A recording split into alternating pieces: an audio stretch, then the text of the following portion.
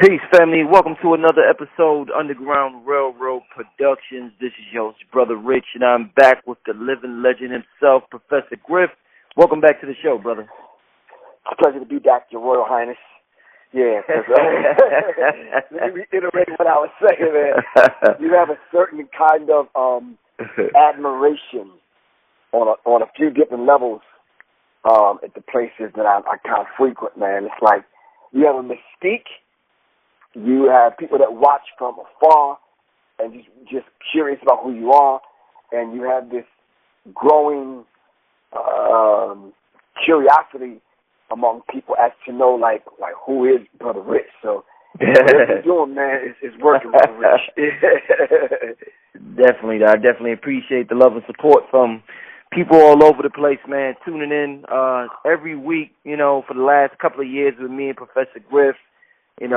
This show is definitely one of the shows that people talk to me all the time about, so I definitely appreciate the love and support.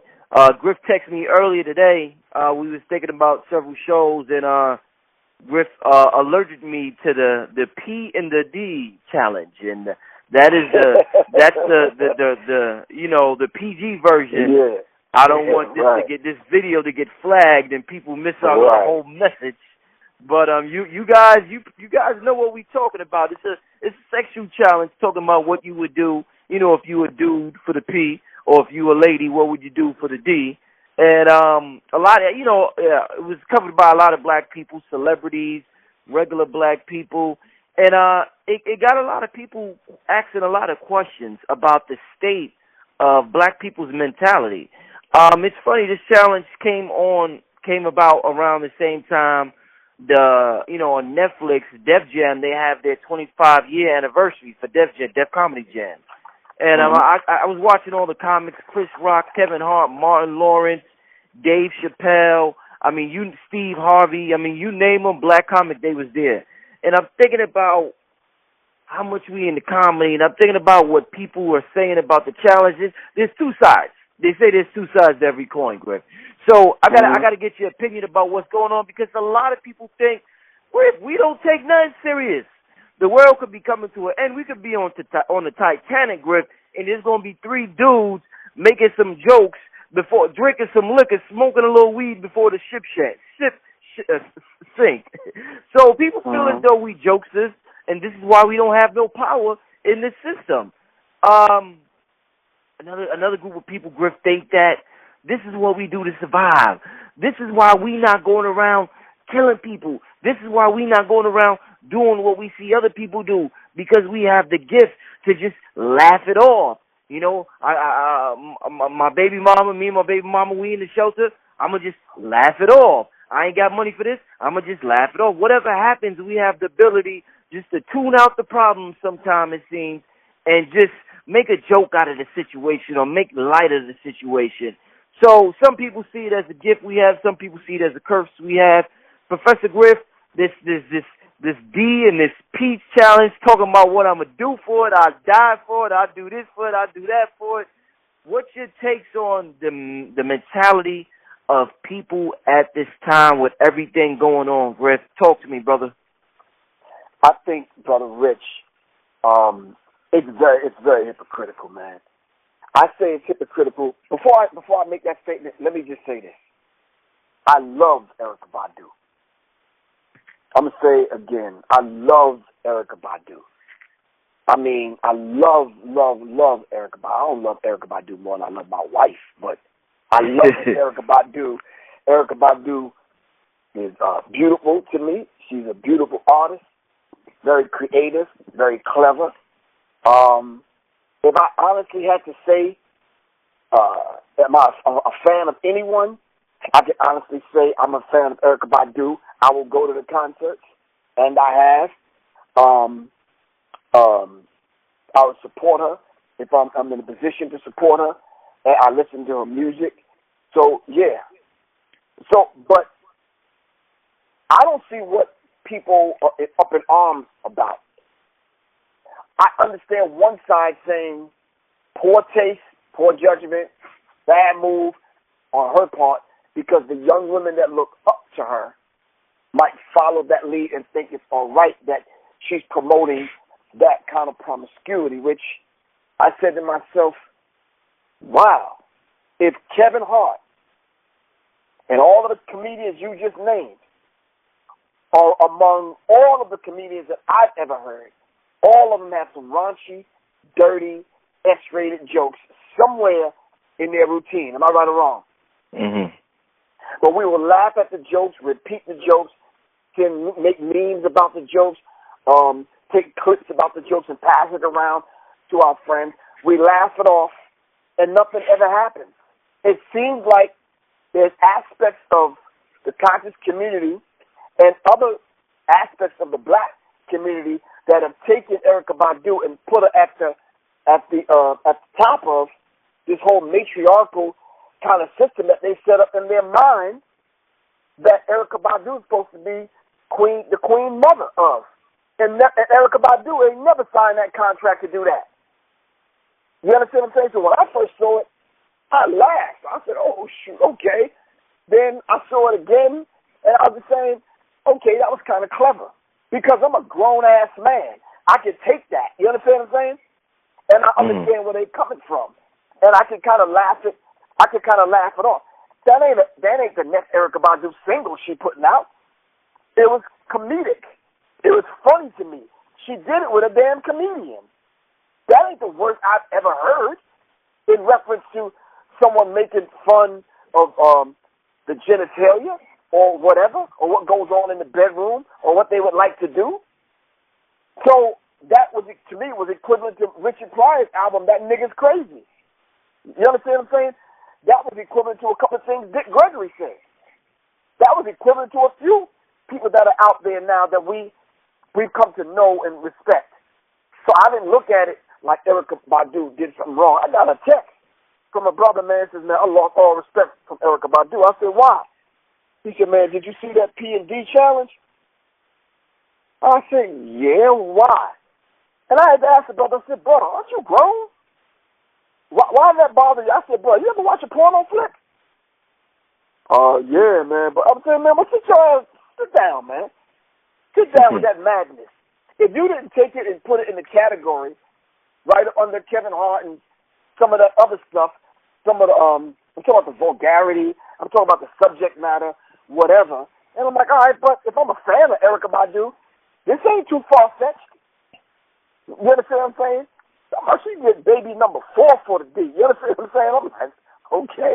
You understand what I'm saying? Now, personally speaking, I wouldn't share it on my YouTube channel. I wouldn't put it on my Facebook page. That don't represent me. But can I laugh and joke about it? Yeah. Is it going to stop my rise as a black man and trying to unite black people? Am I going to be less conscious? Hell no. No.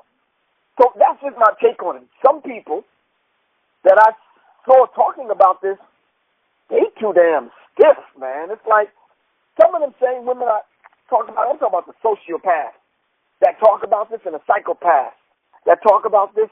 They got issues with sex any your way, Brother Rich. This ain't Erykah Badu's doing. This has been around for a long time. Last point. This is not the first time I saw this. Erykah Badu didn't invent this.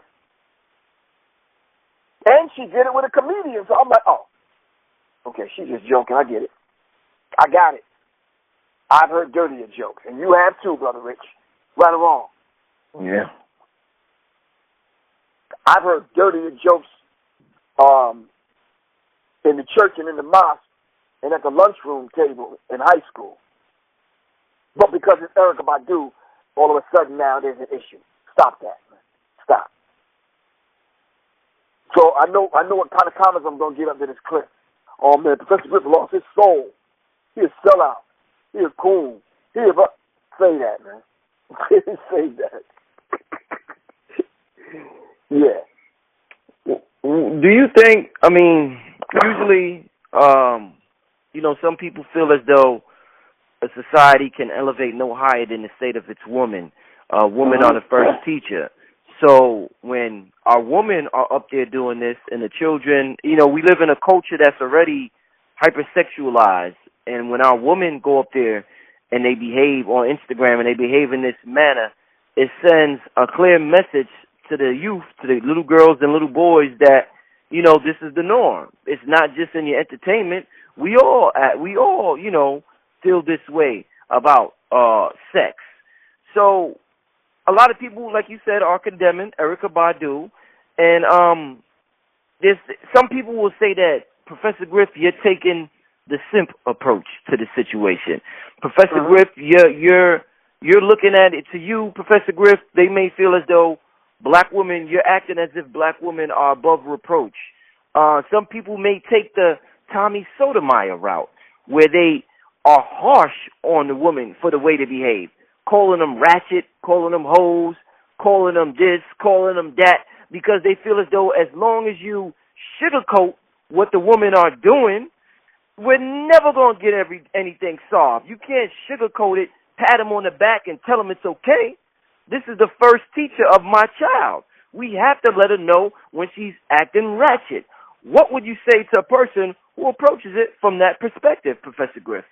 And that's a very brilliant question and a very brilliant position that those particular individuals take. But we have to be fair.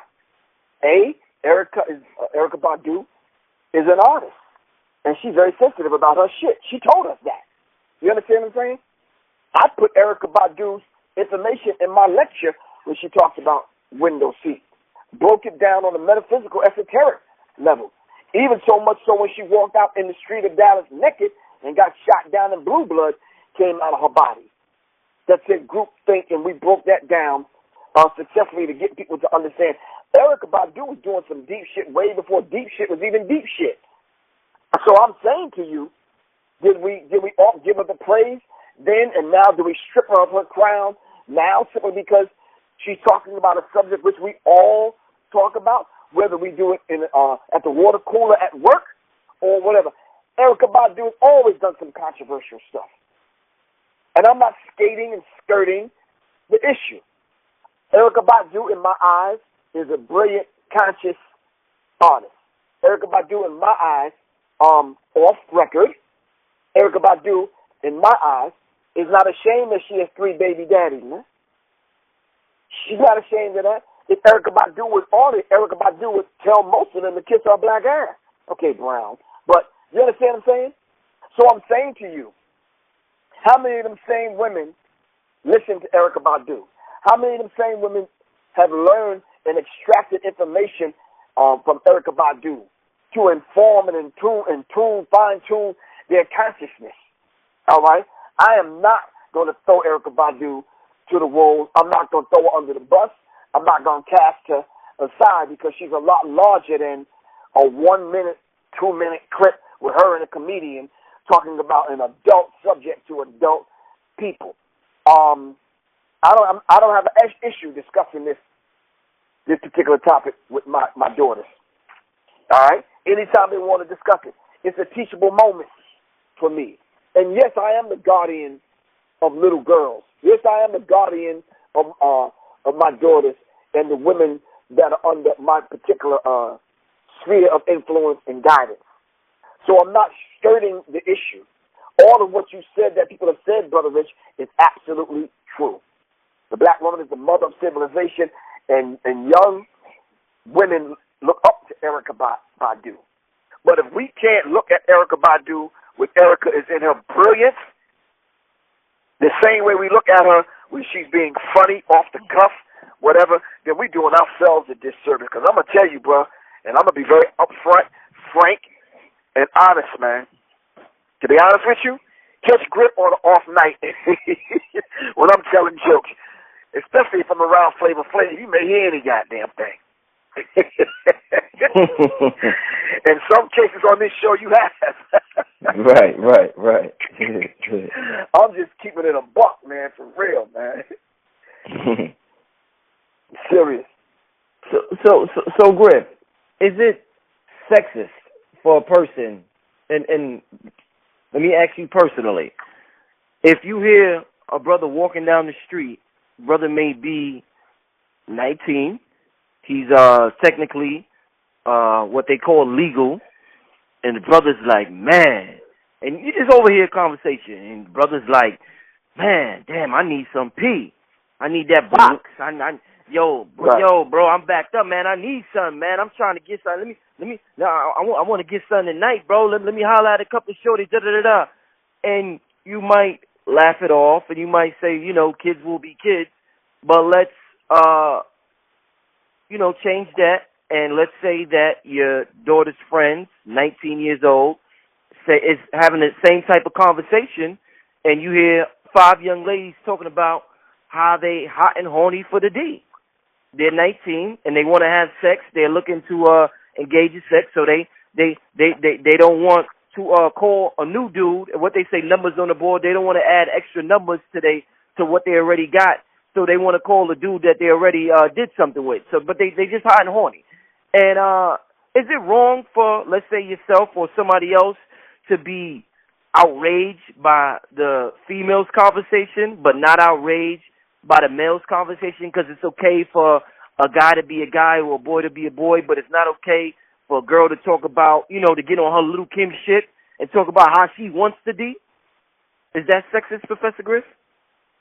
That is sexist, but personally speaking, when I hear it from a 19-year-old male or a 19-year-old female, it's just as equal to me. I'm probably a little bit more taken back and offended if I hear a young 19-year-old girl say it, a woman say it, as opposed to the male. I would have a different conversation with the 19-year-old male than I would with the 19-year-old female. I would approach it different. Hopefully the outcome will be the same. Inside of that conversation, that teachable moment, inside of them life lessons, I would definitely talk about sexually transmitted diseases. I would talk about the ones that are out there that we don't even have names for yet. I would talk about the consequences. I would tell them about the dangers. I would warn them about certain consequences. I would educate them about where they are in their life, and I would go over the Tuskegee syphilis experiment. I would go over Alpha 21. I would go over slave narratives. I would have that conversation about Hugh Hefner. I would have that conversation about two live crew, the Me So Horny dancers. I'd have that conversation on certain different levels about that. But whatever means I have to have that conversation with them on my watch, with that hitting my ears directly, I'd have that conversation with them, Brother Rich. Plain and simple. And it would affect me, though, a lot deeper if I heard that from a sister as opposed to hearing that from a brother. You understand what I'm saying? I don't applaud it when a man or woman loses their virginity. I don't applaud it because I have met women, and I'm not talking about anyone in particular.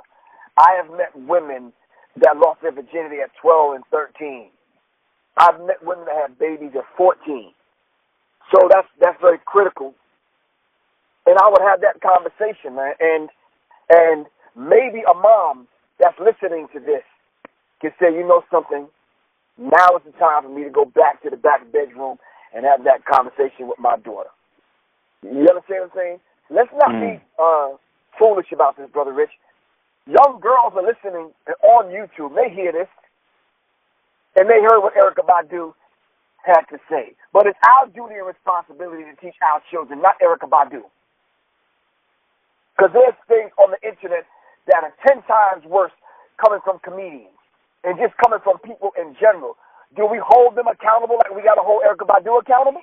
Well, there's a lot of other actresses did the challenge besides. I don't want to just single her out, but a lot of people, you know, did the challenge. You know, Regina Hall, the sister from Insecure. So a couple of people actually did the challenge. But I feel compelled to defend Erykah Badu's right as a conscious artist to be funny at times, to be comedic at times, to let loose every now and then. All of us do it. I think some of us just do it in private, where that's where a lot of people are having the issue. You understand what I'm saying? And I just have a different approach about the issue. My thing is, like I said, I'm not going to share that particular P&D challenge on my page, on my network, on my platform. I'm just not going to do that because that's not what I'm about. Will I laugh with my wife about it? You understand what I'm saying? Yeah. Did we sit up in the bed thinking, damn, we should do one? Not like that. Hell yeah, we both MCs. We both artists. So he's like, all right, I'm going to wait for you to get back home. We'll talk about it. You understand what I'm saying? Oh, man. I mean, what would you do for the knowledge? You understand what I'm saying? Right. And I think that's an interesting thing, and I've heard 12 different versions. Women coming on looking beautiful, talking about what they would do for their husband. A school teacher flipped it. Did you hear his? Yeah, I heard, yeah. What you going to do for them grades? Yes. See, it's just the brilliance of it all to take that now and use it as a tool to educate people. That's what hip-hop, I thought hip-hop was about. That's what I thought. I don't know about you. I thought hip-hop, as Black Dot teaches, I thought hip-hop was a rare form of alchemy that we use, and we actually turned the base human into gods and goddesses. You understand what I'm saying? So, I don't know, man. I think I'm a lot more, the way I approach it, I'm a lot more mature. I'm a lot more open. I'm a lot more freer than a lot of people. And I'm not that damn uptight when I hear stuff like this because, man, if I put that next to some of the stuff that I hear on a daily consistent basis, I'll be like, man. And I just want to say, man, Erykah Badu ain't trying to be your mama or your goddamn leader. Guess what Erykah Badu is trying to do? Be Erykah Badu. You holding her to a standard that you don't even hold your goddamn self to. I'm going to say that again in English. Y'all are holding Erykah Badu to a standard that you wouldn't hold your wife, your girlfriend, your mama, grandmama, your children, your auntie, your niece, cousin, and your goddamn self to. Start there. Indeed. When you become what we call conscious, some of the millennials say woke. I guess that's a more cooler term right now to say I'm woke than to say I'm conscious. But when you have knowledge of self, Professor Griff, sometimes things that is of importance, you know, there's number 1, number 2, number 3, you know, food, shelter, clothing, my history, this and that. Sometimes sex I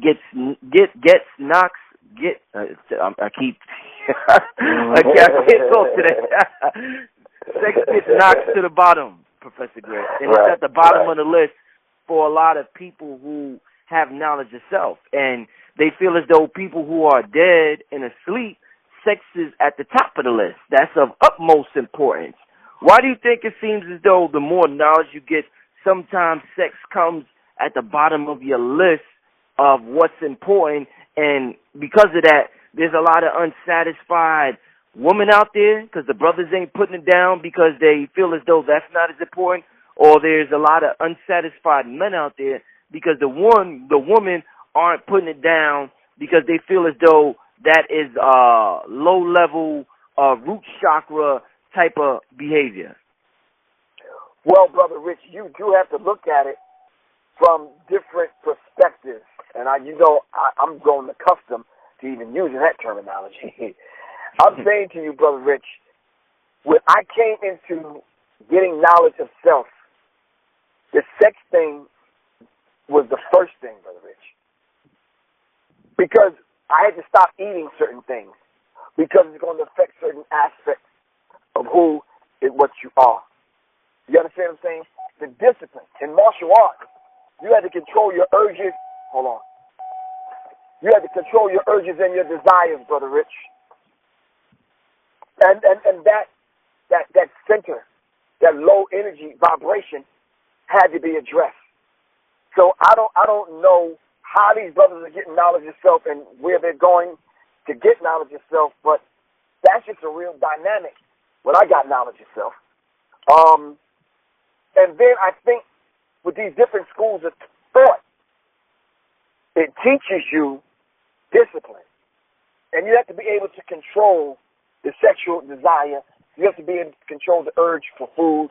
You have to get rid of those habits that we that we have, i.e. drinking, smoking, just kind of using sex as just something to do. You understand what I'm saying?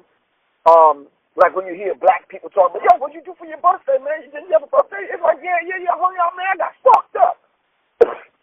That almost seems like that was the norm back in the day.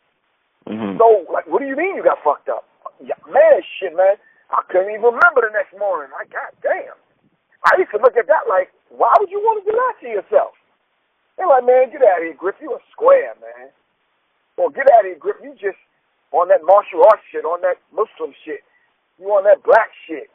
You understand what I'm saying? Your ass need to smoke a motherfucking joint, nigga, and just loosen the fuck up. That's what I used to hear about me. You understand? I'm like, nah. So the different schools of thought approach it in vastly different ways, Brother Rich. And I just have to admit that. And my school of thought in martial arts, my discipline in the martial arts, that was the first thing. Like Erykah Badu, having 3 children, 3 different men. To me, in the black community, I'm not giving that a pass, but I'm saying that was the norm. But then again, that is Erykah Badu's business. You understand what I'm saying? If I compare that to my life, it's probably just as equal. This is wife number 3. You understand what I'm saying? I have 5 children. There's a couple of little ones out there that I still are close to, but I've never dated their moms. We were friends, but they look up to me, and I look down, not on them, but at them as being part of my blood. You understand what I'm saying? Because they are part of my extended family. So I don't get into the whole dynamic. When and if I do, especially if I get locked in a conversation like this, I'm quick to point out the history and what was done to us, because we never had these issues until we met them other people, and they put this thing in us, this Willie Lynch chip in us, to the point where we started acting other than our own selves, Brother Rich. So, and I'm not totally blaming on that. We have to live up and own up to our duty and our responsibility as grown-ass people, plain and simple. My first priority is to take care of Griff, all right? And then everyone in my sphere of influence, like I said. All right? I'm responsible for Soleil and family. I'm responsible, all right, for everyone that I come in contact with. I'm responsible to you, Brother Richard, what I say on your show. I didn't hear the last one that you put up because I thought I said maybe he's going to bleep some stuff out. I said, okay, and that's to be expected. But I should be held accountable for that, right or wrong? Indeed. So I can't do the P&D challenge. I wouldn't even encourage other people to do it. But what I can say I would do, I'm saying, okay, well, I'll extract the lessons from it and just and act accordingly. Plain and simple. Plain and simple, man. And it's not as deep as what I hear from people. It's not that deep. Or maybe it's not that deep to me, brother. Let me not say that. Because someone who will hear this with little girls at home that are pregnant right now, or they got to take to the clinic tomorrow, or they might end up with HIV, AIDS, or they might end up with something else, herpes, and some other stuff that they just can't get rid of. So let me not talk so as a matter of factly about it, like, I got it under control. Those brothers and sisters out there that have knowledge and stuff and that are conscious, yeah, let's be very mindful of the whole idea about how people are going to perceive us talking about this subject of sex. You understand what I'm saying? Mm-hmm. Back in high school, if you weren't having sex, you were a square. You were boring. I got my hand raised. That would be me. I just was never that dude in high school, and I'm being very honest. And it wasn't until I was about to get out of high school, as Richard Pryor said, that I've seen any parts of this. You understand what I'm saying? Mm-hmm. So that's just real. Did I have knowledge of self prior to that? Yeah, I did. Was I in my disciplines before then? Yep.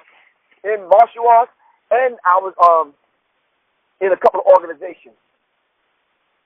All right. Did I know the first time that I wanted to have sex, was it with some random chick? Absolutely not. It was with my girlfriend that I had when I was in high school.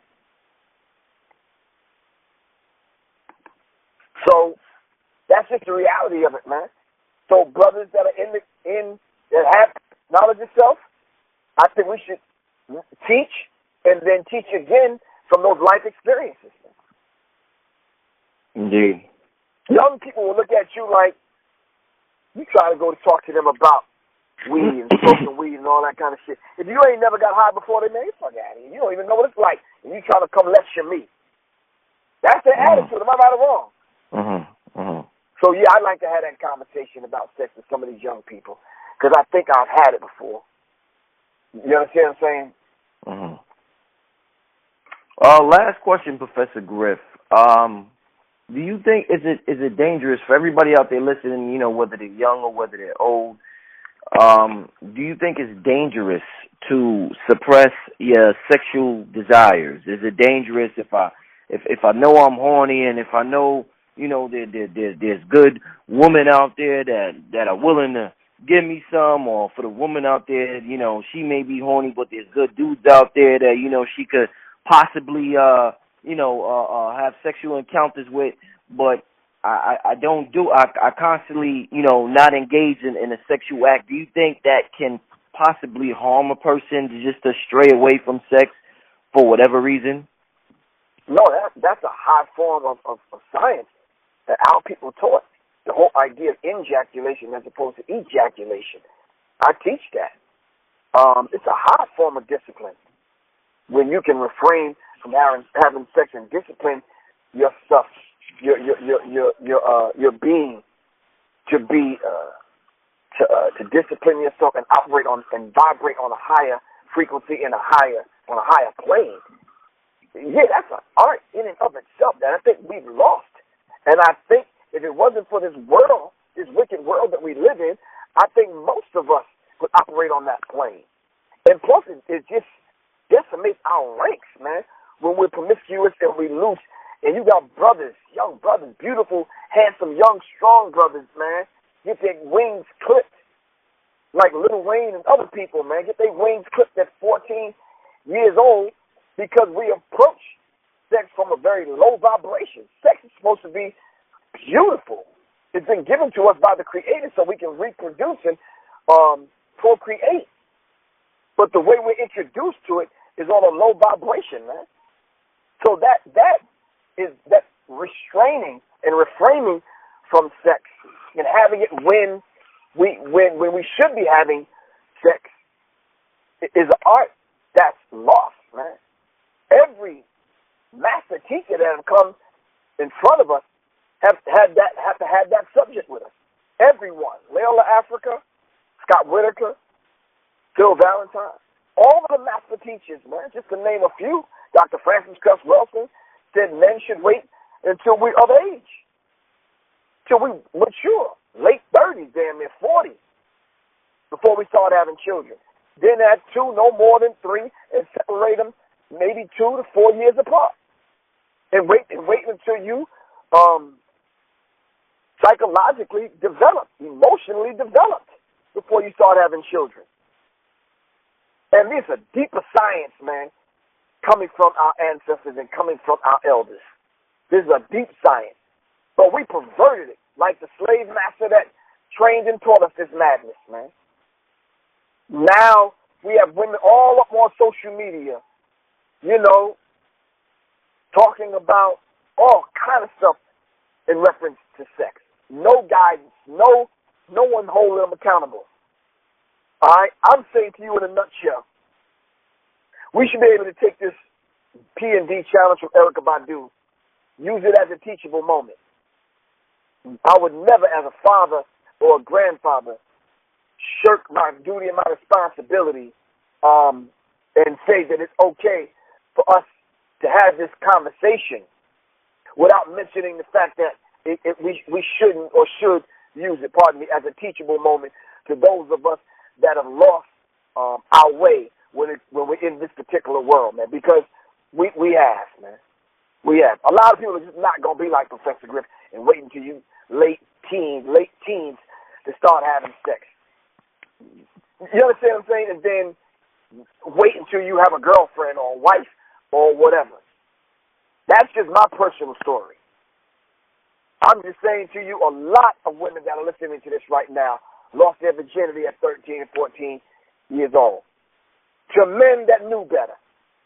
But now we grown and we want to condemn Erykah Badu for 4 or 5 lines she may have done, in the context of trying to be funny. So, of course, let's have the conversation, Brother Rich.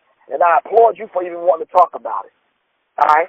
Well, let's not be so damn holy-roly and goddamn so critical of Erykah Badu. Indeed. Why don't you leave your contact information and let the people know what you got coming up, brother? I want to thank everybody, first of all, that showed up at the Terror Cafe in Baltimore last weekend. It was a beautiful event, man. The spirit was so beautiful. I mean, I felt it when the first 5 people walked through the door. It was a beautiful event. Thanks to Darren Muhammad. Thanks to the Terror Cafe in Baltimore. Thanks to everyone that supported. There's a few people even came out and signed up for the class that I'm giving tomorrow. My emergency preparedness survival class tomorrow at 8 o'clock. I need people, when y'all hear this, sign up for the class. It's not too late. Those of y'all that missed the deadline, you can still sign up for the class and get the link for the video. All right? If not, sign up for the Know Thyself class, which begins November 7th. All right? The Know Thyself class. I've added a day to the Know Thyself class. So y'all can sign up to the Know Thyself class. Just go to www.paypal.me/Professor Griff Corp. www.paypal.me/Professor Griff Corporation. All right? Brother Rich, I am actually going to be at the Locks Conference this weekend coming in Philly. All right, Sunday. Saturday, I'm going to be at the Muhammad Ali Center in Louisville, Kentucky. All right? I need people to come on, show up, and show the hell out. All right? I'll be there on Saturday. Then I'm making that trip to Philly at the Locks Conference. All right? And it's a beautiful thing, but when we talk online, but it makes it that more important to me in my little life that when I see people offline, when I can see them face to face, and see what these interviews that you and I do, what it actually means to them, Brother Rich. This is a monumental work not only you and I are doing, but other people that are on the front line. All right? Indeed. On that note, I want to thank everybody for tuning in, listening. I want to thank everybody who signed up for Patreon and support Brother Rich or Professor Griff, anybody who donated on PayPal, and everybody that just tunes in to watch. We want to thank you for your love and support. And we signing out, family. We're going to see you next week. Peace. Greetings. I am Sri Master Gano Grills for the Underground Railroad Black Magic. It's very important that you don't take the laws of reciprocity lightly. I would like for all of you to donate what you can. Donate $20. Donate $100. Make it count. Make it hurt. Because if you watched at least 5 videos and you have derived some sense of eloquence or some kind of benefit into your life, it's important that you restorate and you pay in and you support this channel. I know I do. And I want Brother Rich to continue to do the great work that he's doing. And it's important for all of us to come in and submit and help out the cause. Donate to the donate button. It's in the link. I'm Sri Master Gano Grills, and let's keep the good work going. Namaste.